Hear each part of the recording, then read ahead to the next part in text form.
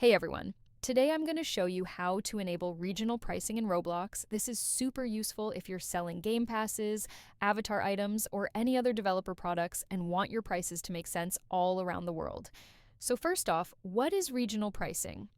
Basically, Roblox automatically adjusts the price of your items depending on the player's region. That way, someone in the US, the UK, or Australia sees a price that feels fair for their currency. Pretty handy, right? All right, let's get into it. First, head over to the Roblox website and make sure you're signed in. Up at the top, click the Create button. Then go into your creations and pick the place or item you're trying to sell, for example, a game pass. Next, jump into the Monetization tab. Find the pass, avatar item, or clothing item you want to update. Click on it, go to the Sales tab, and you should see an option to enable regional pricing. Just tick that box and save your changes.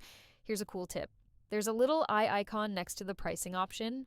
Click it, and you can actually see what your item costs in different countries. It's a neat way to double check that your pricing is balanced worldwide.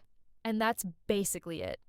Enabling regional pricing is super quick, but it can make a big difference in how affordable and attractive your items are for players around the globe. If this guide helped you out, make sure to hit like and subscribe with all notifications on. It really helps the channel and lets me know you want more Roblox tips like this. Have an awesome day, and happy creating!